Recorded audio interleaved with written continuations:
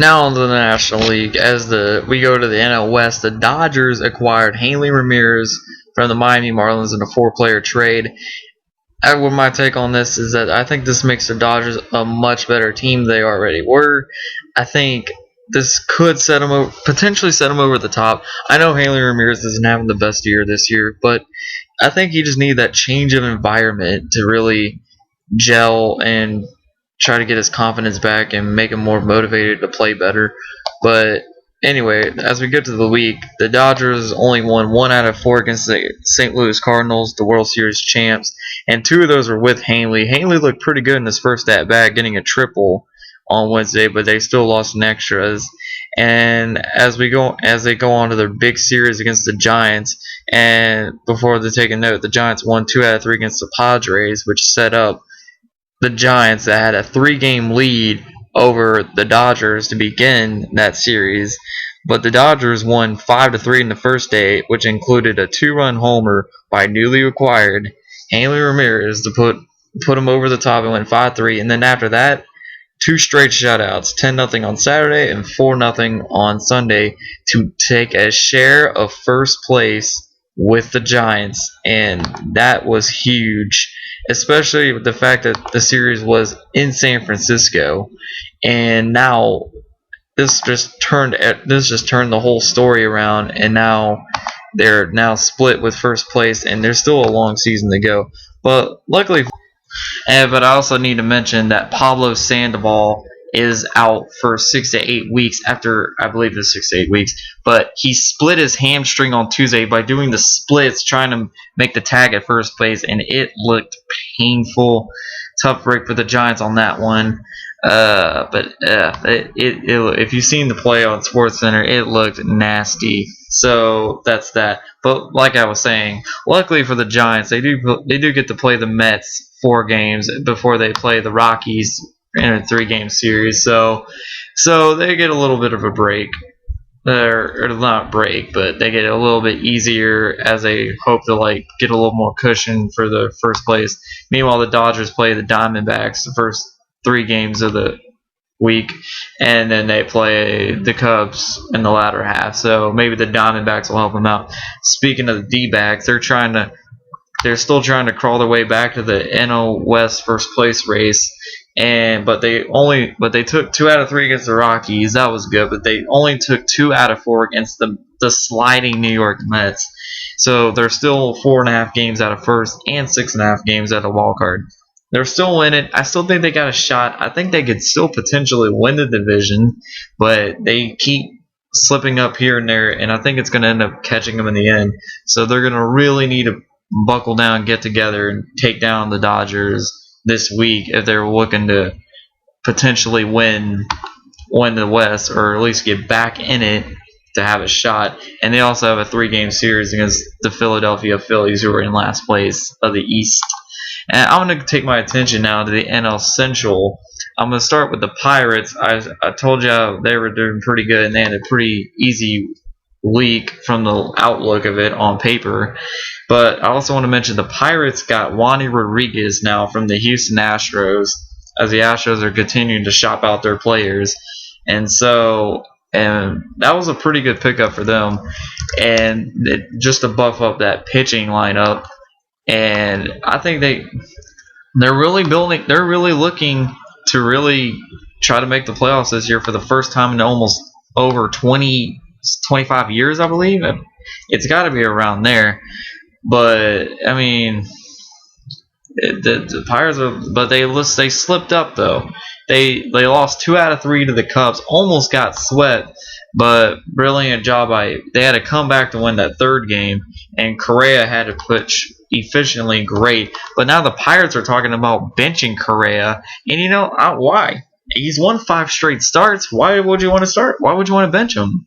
I mean, I understand putting Wandy Rodriguez in the pitching rotation, but I think you should keep Correa in. You can't take a man out while he's hot. That's like not giving the basketball to a really hot shooter. You know what I'm saying?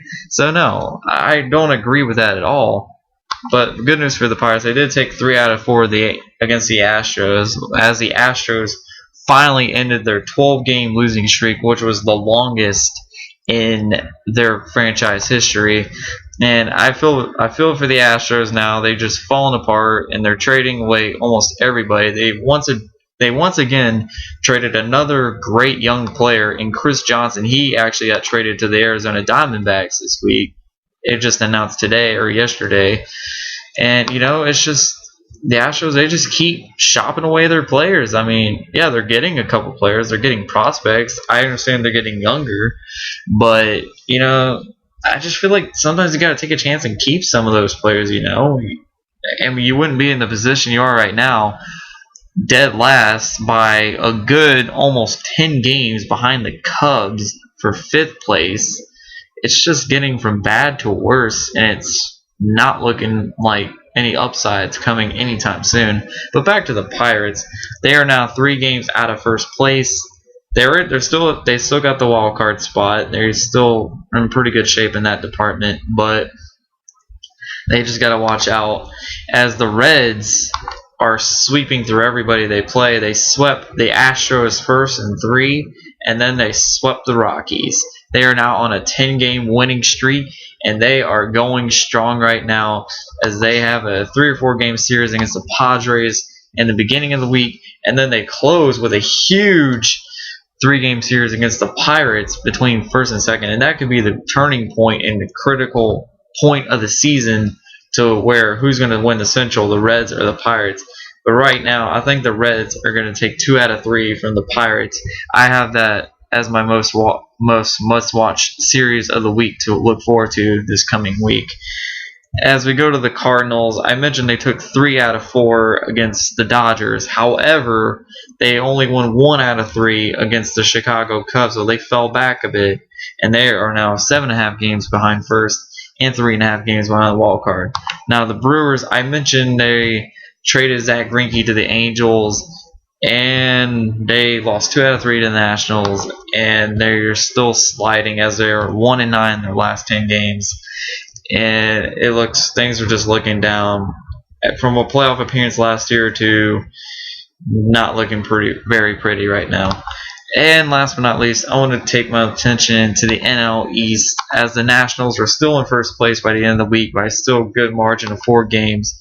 They have a pretty solid week, taking 2 out of 3 from the 2 out of 3 from the Milwaukee Brewers, and the Braves are still 4 games back, even though they did sweep the Phillies again.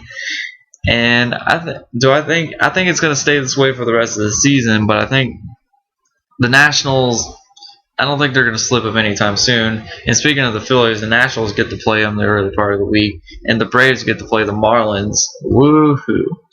And now the Mets, as I said, they're sliding, but they did take 2 out of 3 from the Diamondbacks, but they were as bad as getting about a 9-game losing streak at one point.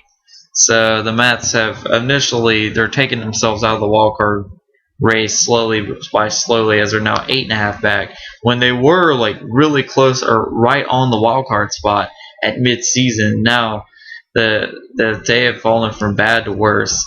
And last thing I want to get my attention to is that the Phillies signed Cole Hamels, the second longest contract deal for a pitcher in Major League history, right behind CC Sabathia. This is good for the Phillies, but they're still struggling as a team together to try to get back in the playoff race, and this is just not their year. This is not the Phillies' year, and I think Philly fans have come to that conclusion for the most part.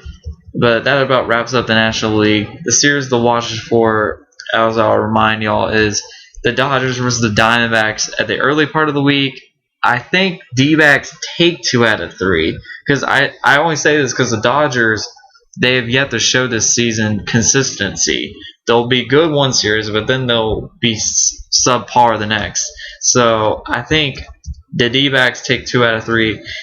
As for my later part of the week, the Reds versus Pirates, this is going to be, I think the Reds are going to prove themselves. They're going to take 2 out of 3. I think they lose the Sunday game where AJ Burnett makes the start.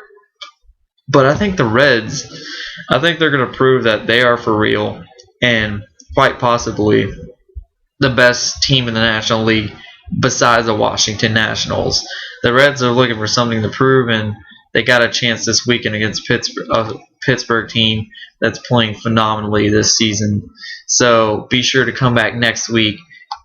It'll be every week. Leave comments below. Leave your thoughts on what you think. What you think is going to go down this week. Leave your thoughts about the trades that went down in the American League and the National League. How far do you think Hanley Ramirez will take the Dodgers? And so on and so forth. And I am out.